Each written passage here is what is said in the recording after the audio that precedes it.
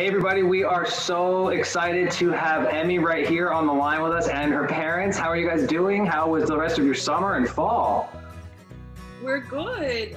We had a great rest of the summer thanks to you guys and the awesome backyard. And the fall, you know, it's getting a little colder, but it's always nice to have a place to just go quickly outside when we get some nice weather and come back in anytime we want. I know. And we actually had a nice weekend. We had a visitor. We had an actual deer in our backyard, just wandering around. I guess he came to see what Make-A-Wish did for us. Everybody wants to see the safe backyard.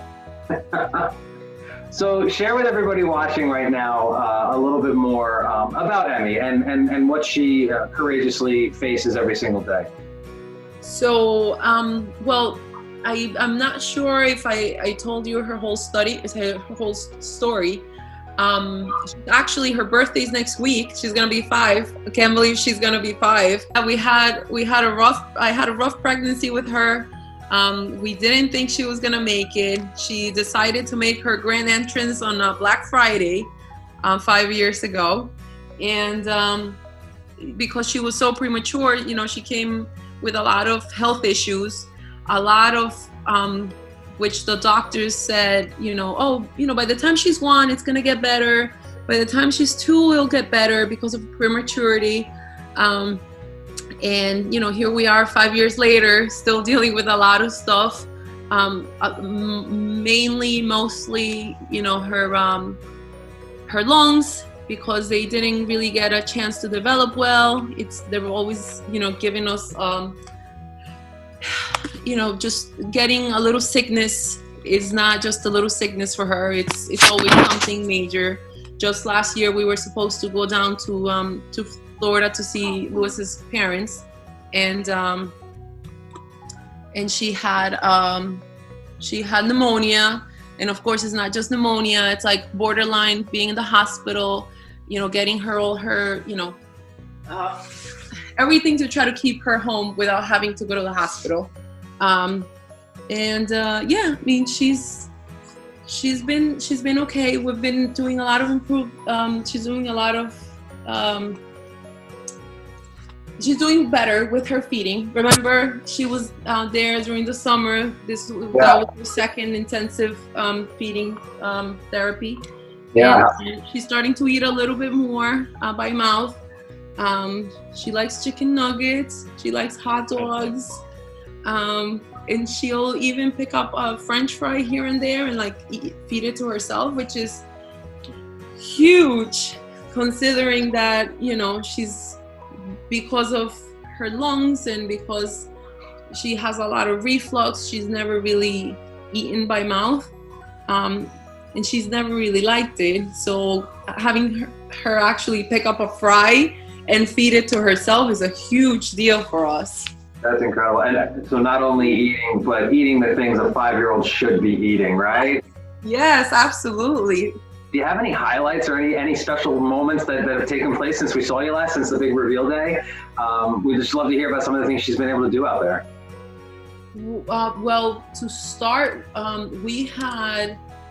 mean, the summer was crazy. I don't know if you had anybody tell you this, but trying to get like a small pool for the backyard was a big problem because everybody was trying to get the same thing. And it turned out that one of Lewis's aunts had one in her garage that she just got last year. And she's like, I'm not using it if you guys want it. So we actually, this was the end of the summer, of course. So we put it was up there for probably like good weather, probably like 2 weeks. This child was so happy back there every day because it's easy. Like after her 3 o'clock feed, getting her in her little bathing suit, taking her out there for an hour and a half, and being able to just come back for her 6 o'clock feed. You know, it's just, there's no travel time. There's no having to expose her to anything. It's just like a quick, and she had the best time, right? Yes. And also with the siblings, our son is learning to ride his bike. So we've been able to, just go out into the backyard and being able to, on a flat surface, being able to kind of just show him, go around. And it's big enough that, he could actually do it. And he gets to practice a lot too. Actually, about a week and a half ago, Sunday night, we're big Jets fans. And as you remember, and so he was excited watching the game, and we went outside and we had our own family game, and then we were in the middle. It was a lot of fun. It was like a 2-on-2, right? And then Emmy was in the middle, and she didn't really know what to do, but she kept running back and forth. Exactly, she saw us running around. So excited, it was the best. It was a great. It's starting to build these moments that we knew it was gonna do for us. So I just want to say, a big thank you. I wanna. We've been calling you since our first interview, and we told you we called you our Make-A-Wish angels, and we want to say thank you because your donation is making a difference in our lives as a family. Even to think about it without thinking aside without the pandemic being a factor, just having this opportunity of just walking outside and being able for Emmy to ride her tricycle, for her siblings to ride their bikes. For us as a family, one thing that we did a few times that Mariana didn't highlight was we had movie nights in our backyard. We were able to set up the chairs. We had a projector. We put up a fire.